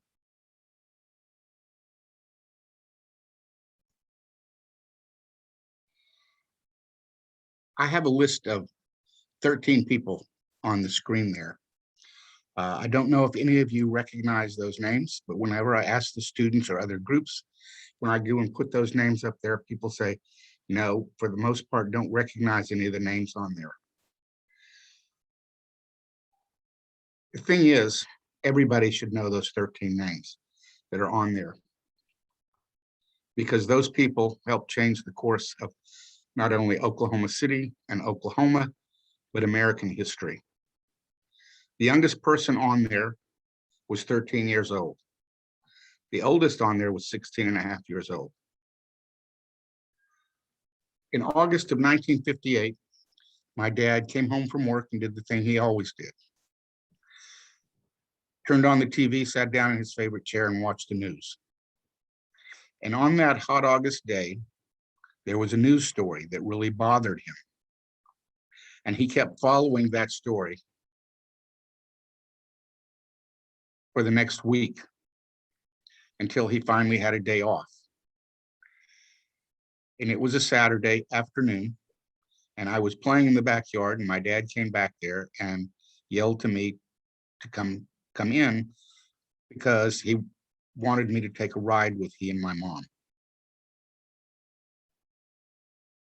We got in the car, and my parents drove me to a park in Ponca City. They parked the car, and we got out. We walked into the park, and my dad walked me up to a water fountain, and he asked me to take a drink out of it. And I did. And he said, "How did that taste?" And I said, "Great. Cold water on a hot August day in Oklahoma, what's better than that?" And my dad then asked me to read the sign on the water fountain to him. And I did. And it said, "Whites only." My parents then walked me to a water fountain not 10 feet away, and they asked me to take a drink out of it. And I did. And he said, "How did that taste?" And I said, "The same as the water that I just drank out of over there." And again, my dad asked me to read the sign on the water fountain to him. And I did. And it said, "Coloreds only." Without saying a word, my mom and my dad and I walked back to the car. And my father proceeded to drive down to the bus station. We parked the car, we got out, and we walked inside. Nice waiting area, ceiling fans going on this hot August day. And my parents walked me up to this podium that had a sign on it. He said, "Read the sign with us, Mike." And the three of us read the sign together, and it said, "White waiting area." My parents then walked me to the back of the bus station. Now, something that I didn't tell you before that I'll tell you now is that at this point, neither of them have known about any family member that survived the Holocaust. All of their extended family were murdered as well in the Holocaust. So we walked to the back of the bus station area, a not so nice area, broken chairs, no ceiling fans going, hot, sweaty area, and there's a sign up on the wall. And again, my father asked me to read the sign with them. And the three of us read the sign together, and it said, "Colored waiting area." And my dad looked at me, his 7-year-old son, and he said, "I want you to always remember what I've shown you here today, because that's the reason that you don't have any grandparents and lots of aunts and uncles and cousins, because people looked at them as being different and inferior human beings." What my dad saw on television that day that so bothered him that he wanted to make sure his son understood it was a story of those 13 people that I have listed on the page right there, age 7 to 16 and a half, who were driven to downtown Oklahoma City and they walked into a place called Cat's Drug Store, where they walked in with their supervisor, with their counselor, a woman by the name of Clara Looper, and proceeded to sit down at the counter and ordered 13 Coca-Colas. They were refused service, and they continued to sit there all day as people started gathering and started calling them names. And they sat there very peacefully. Cat's Drug Store closed at 5 o'clock. They got up very peacefully and they left. They were the first ones back the next day. They went down, sat at the counter, and ordered 13 Cokes. By this time now, lots of people had heard about it, and large crowds had gathered. Only this time, they weren't as nice. They were shoving them in the back, slapping them on the heads, calling them every name in the book, including the N-word, over and over. And they sat there and they took it. Cat's Drug Store closed, 5 o'clock. They left very peacefully. And they were the first ones back the next day. Only this time they started doing other things to them. They started breaking raw eggs on top of their heads. One person, they said, even brought a chicken and put it on top of the heads of the males so that it would scratch the tops of their heads. But they sat there and they took it. Again, they left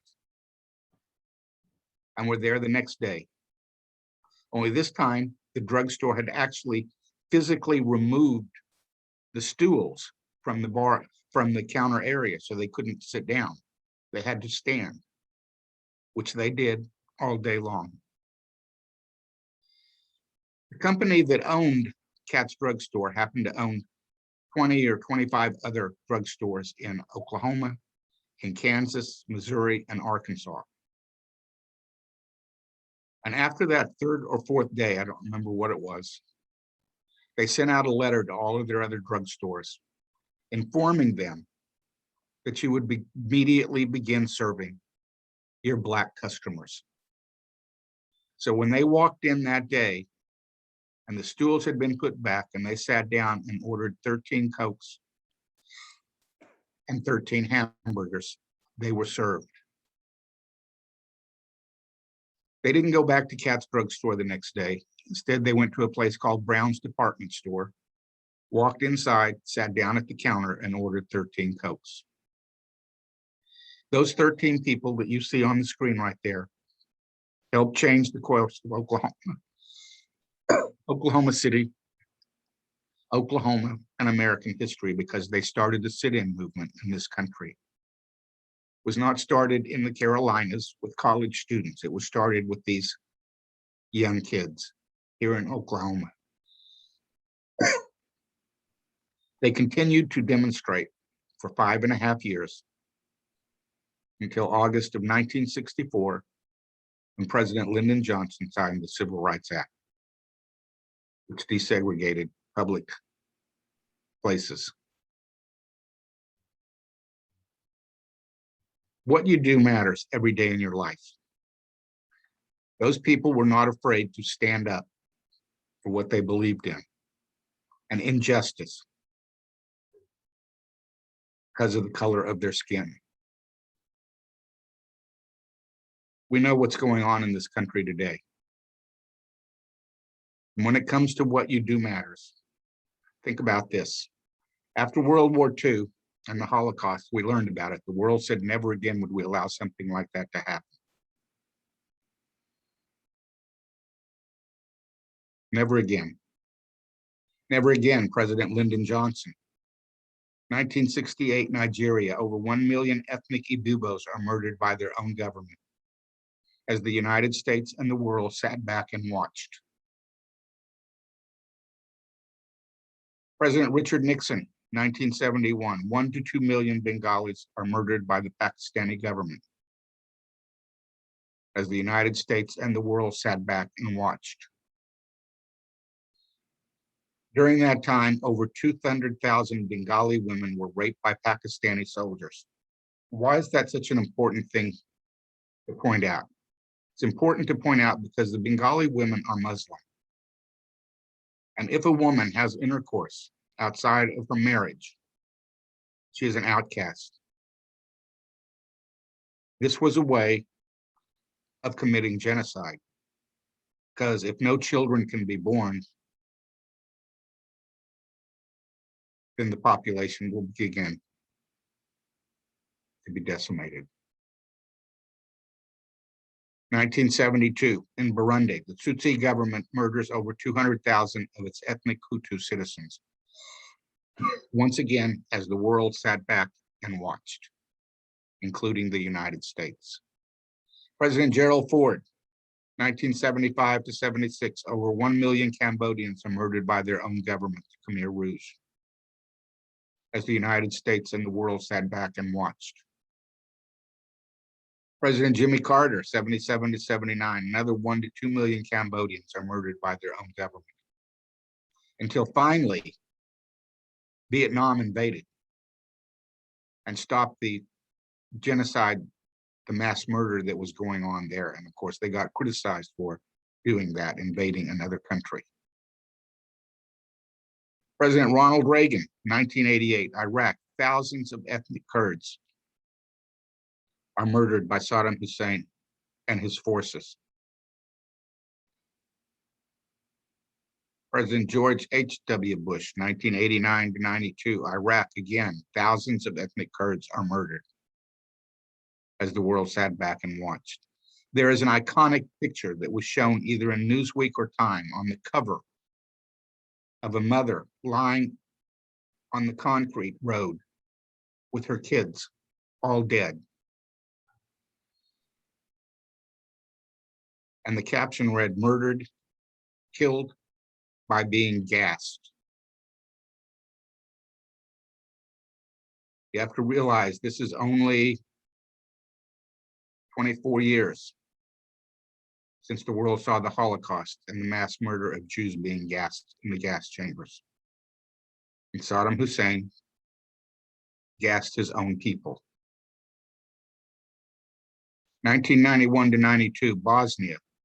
Over 100,000 Muslims are murdered by Christian Serbs as the United States and the world sat back and watched. President Bill Clinton, 1993 to 95, Bosnia, another 150 to 200,000 Muslims are murdered by Christian Serbs. Until finally, NATO forces began bombing to stop the Serbs from murdering the Muslim population there, which brought them to the peace tables.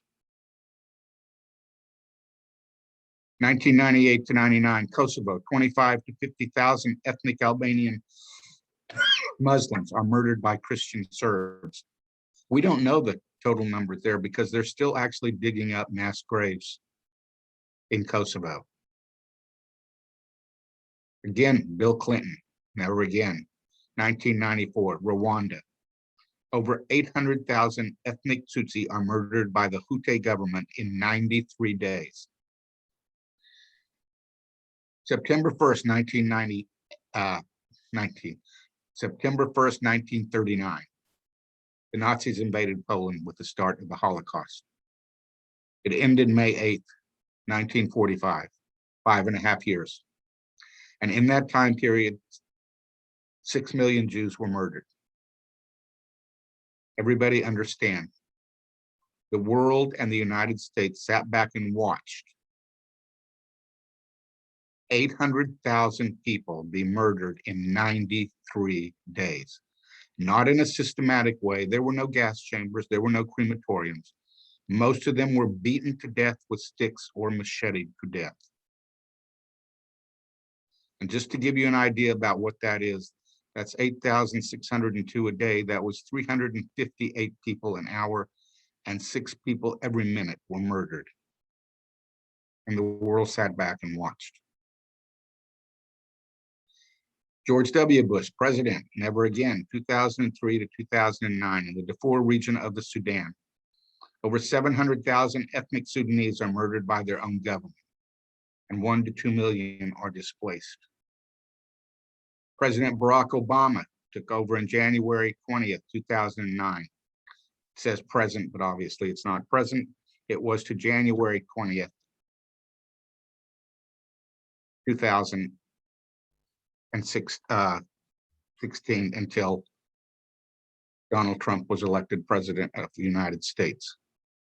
Another 1 million ethnic Sudanese were murdered by their government, and 2 to 3 million total were displaced. August 2014, Mount Sinjar in Iraq. Something happened there that had never happened in the history of the world before that we know of. 50 to 60,000 Yazidis were trapped by ISIS, and a genocide was about to begin to take place. President Obama ordered the United States Air Force to go in and start bombing. And because of that, for the first time in history that we know of, a genocide was stopped before it ever got started. But then you have January 20th, 2011 to January 20th, 2017 in Syria. Over 500,000 civilians, including 55,000 children, were killed. President Barack Obama never again, January 20th, 2011 to January 20th, 2017. Myanmar, former country of Burma. Ethnic cleansing, if not a genocide, was taking place on the Rohingya Muslims in that country. And it's still going on today. President Donald Trump, January 20th, 2017, took over Syria, took over Myanmar, and he still had the Sudan, the Darfur region of the Sudan, under his watch. Also saying never again. Not had time to change it, to put up President Bush, but he inherited every one of those situations as well. So it's going on under his watch as well. What we do matters every day in our life. Standing up and making sure that we stop these genocides is something that we need to do. I know you all know Columbine High School in Littleton, Colorado. On April 20th, 1999, when 2 young men walked into their school, murdered 12 of their classmates and 1 of their teachers. When they found the tape that they made, a videotape, it says the reason they did it is because they were bullied in their school by a classmate and were looked at as outcasts because of the way that they dressed. The names you see on there are just examples. Every one of those people committed suicide. The estimates are 300 to 400 at a minimum commit suicide every single year because of cyberbullying. It's not like they can go home and get away from the school and that they leave it. It's done on their phones, it's done on their computers. If you think those places are far away, Ty Fields was 11 years old from Perkins, Oklahoma, who committed suicide in May 2010. He told his parents about what was happening at school. His parents went to the school, told him what was happening, and they said they would take care of it. They did nothing, and the bullying continued until finally he could take it no longer. And he went and committed suicide. Oklahoma, latest statistics, these are from like 2019, I think. K through 5, 11,114 cases were reported of bullying. And 6th through 8th graders, 18,032. 9th high school, 9th grade through 12th, 9,963. It's estimated that less than 50% of the incidents of bullying are even reported to officials in the school. United States of America, over 3 million. Every day, 160,000 students make the decision not to go to school out of fear of walking in there and what's going to happen to them. Every 7 minutes of school's in session, a student is bullied. 4% of the time, when an adult sees it happening, they intervene, which means 96% of the time that they see it, they do nothing. 11% of the time, the peers, other students, intervene. But again, that means 89% of the time, nobody steps in. 85% of the time, people who see bullying going on do nothing about it. That's why what you do matters every single day. That's why what happened to my parents over 80 years ago was important to each of us every single day. Oklahoma City, April 19th, 1995. The bombing of the Murrah Federal Office Building, where 186 people are murdered by Timothy McVeigh out of racism and out of bigotry. Why do I say that? Because when he was arrested, in the passenger side of his car, they found a book called the Turner Diaries, which was an anti-government, anti-Semitic, racist book. And in that book, he had underlined passages in there about Jews and about Blacks.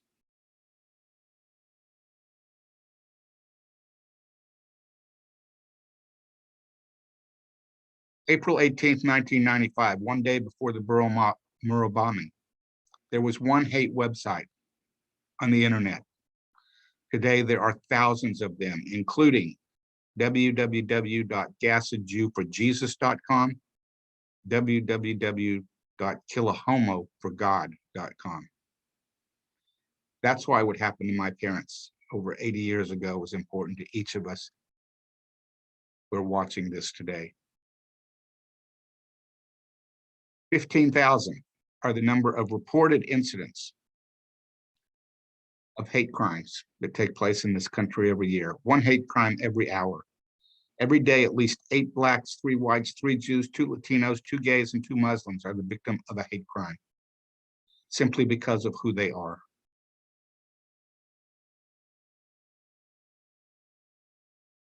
The data, FBI data, it's soaring for anti-Muslim, anti-Jewish, and anti-Black incidents.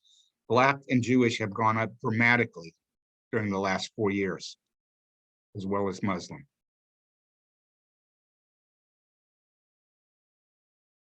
June 10th, 1939. That was the day that the Germans shipped the St. Louis, which was carrying 970 passengers, most of them Jews, finally left Cuba because Cuba refused to honor the visas that they had, and waiting for the United States to say yes, they could come into the United States of America, and the American government said no. They actually had Coast Guard ships out in the water to make sure that as the ships was going up and down the coast, that Jews would not jump off the ship and try and swim to the coast. Those 970 Jews were sent back.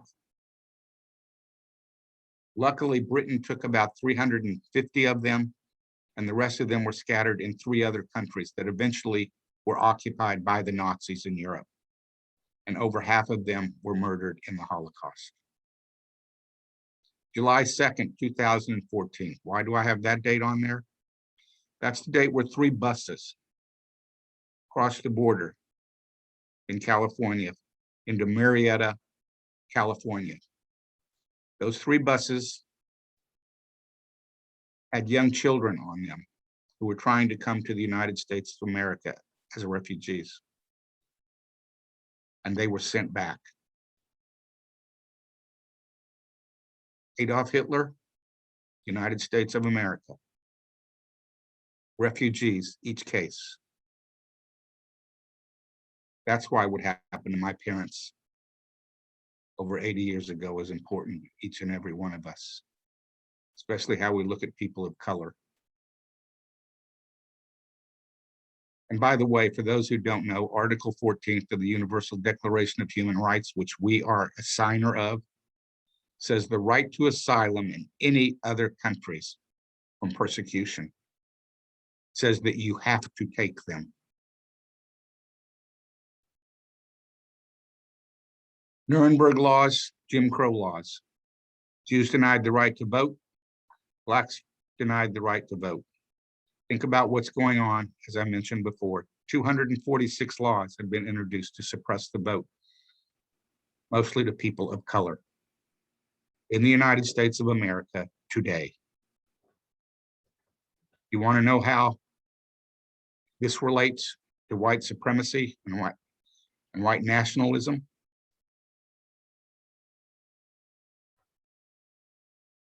"33 states had passed voter ID laws prior to what is happening now. They are a cancer that needs to be cut out of our society." Joseph Goebbels, the propaganda minister of Nazi Germany, said that in 1935. Who was he talking about? He was talking about the Jews. They need to be cut out of our society like you would cut cancer out. They are a cancer that needs to be cut out of our society, was said by Representative John Bennett of Oklahoma on August 2014. Who was he referring to? He was referring to the Muslim community in the state of Oklahoma. And many of you may not know, some of you may, that he was just recently elected to be chairman of the Republican GOP here in Oklahoma. The more you tell a lie, the more people will believe it. Joseph Goebbels repeated that over and over and over again. The more you tell a lie, the more people will believe it. Think about the 2020 election and how 40% of Americans and about 70% of Republicans do not believe that Joe Biden was elected president of the United States. The more you tell a lie, the more people will believe it. 1.5 million. 1.5 million are the number of children who were murdered in the Holocaust. Young people who never had the opportunity to contribute to their families, to their cities, to their towns, to their countries, to the world. Murdered simply because of who they were.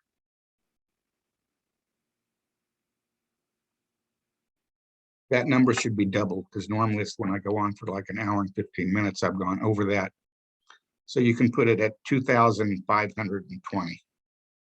That's the number of children aged 5 and under in Asia and Africa who have starved to death while I've been doing this talk with you today.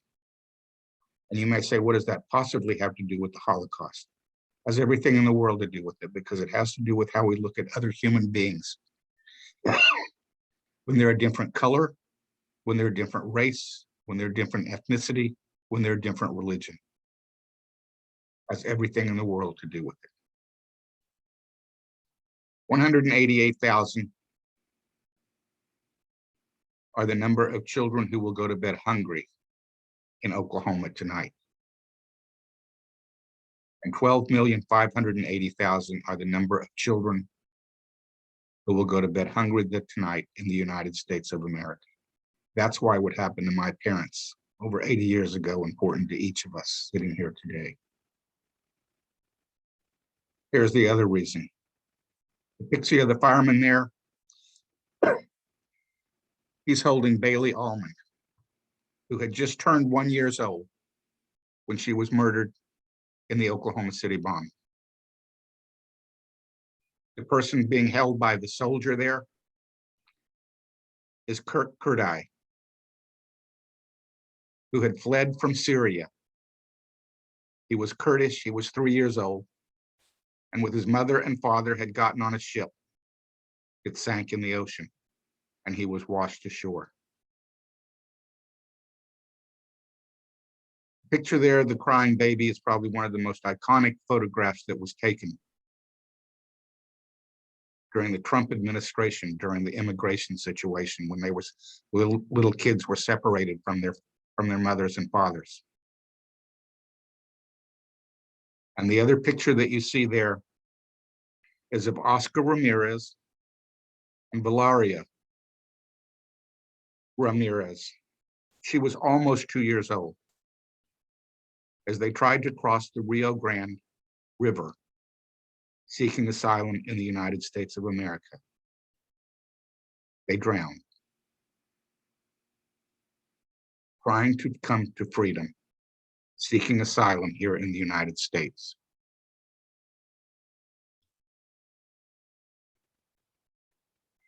And here, if you want to know why it's important, what happened, and why you speak up, that is Nuremberg, Germany, 1933. Young men carrying tiki torches, Nazis at a Nazi rally, the largest in Nazi Germany. And that, you all, is Charlottesville, Virginia, August 2017, where the alt-right, made up of KKK, neo-Nazis, Proud Boys, go through the list, marched, shouting, "Jews will not replace us, Jews will not replace us," with their tiki torches. White nationalist, white supremacist in Charlottesville. And let me assure everybody who's watching this, there were not good people on both sides. Not at all. Heather Heyer, the young woman, was murdered there when somebody ran his car into the crowd. We just passed they're trying to pass laws in this country, and I think they did here in Oklahoma recently, that says if you run over somebody at a protest, you have immunity because they shouldn't be out there doing it. That's where we are today.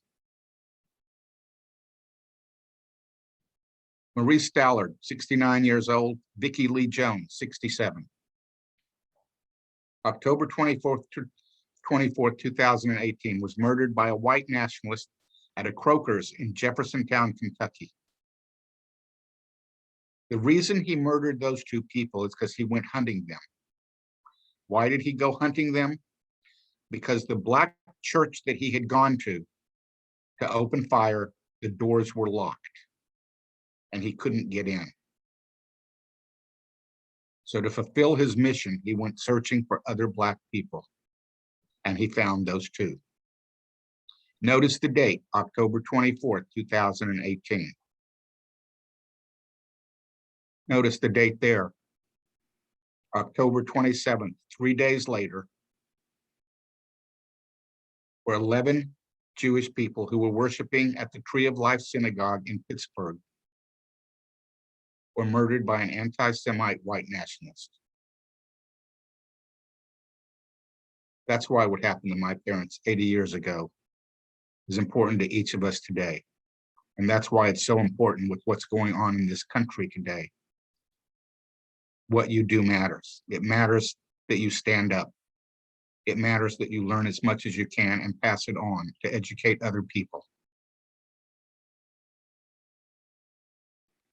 You can read the names here.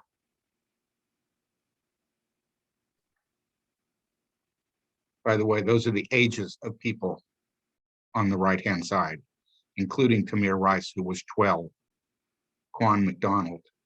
Why do I point those two out? I'll go back to 1.5 million Jewish children were murdered in the Holocaust.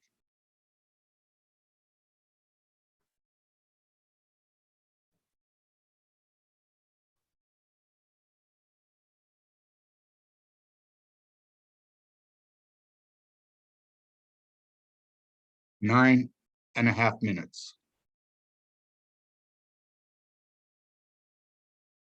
We were lucky. He was found guilty. Too many of those other cases, they never even had trials. And when they had, very few of them were found guilty. That's why what happened to my parents 80 years ago is important to each of us right now. And that's why it's so important that we look at how we do something about race in this country and not be afraid to talk about it. Because if we do, we are just destined to continue to repeat history and what's going on in this country today.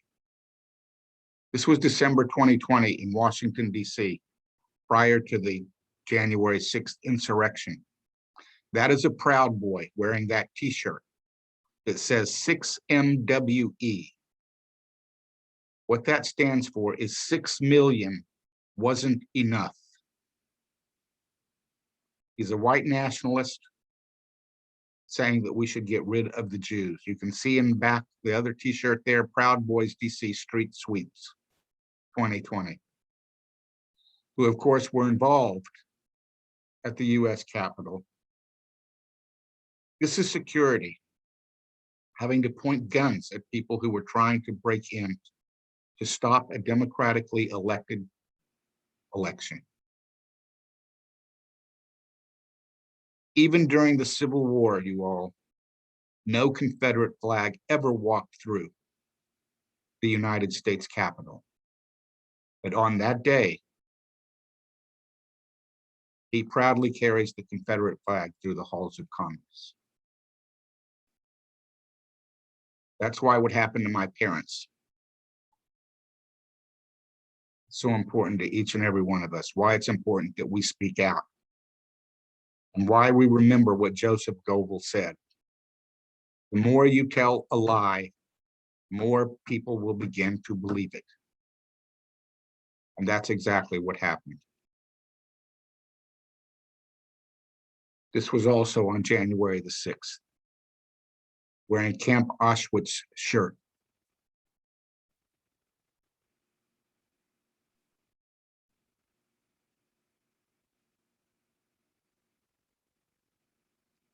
Picture of a middle school students.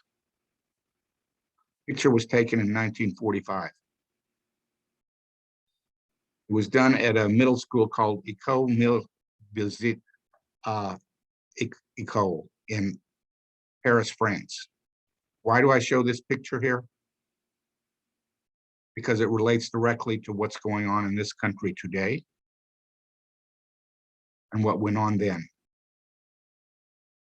When the Nazis occupied Paris, after a few years, when they started making Jews wear the Star of David, all the educators, the principals, were told that they would tell all of their Jewish students who were still in schools there that the next day they were to come to school wearing a Star of David so that everyone would know that they were Jews. And if the Nazis came into those schools, then they could either remove them or do what they wanted. At this particular middle school, when the Jewish kids came walking into the school the next day, every one of the middle school kids were wearing Stars of David, even though they weren't Jews, so that one would know who the Jews were and who the Christian kids were. That's what you do matters in this world today. Those kids stood up for what they knew was the right thing to do. We need that now in this country. My parents did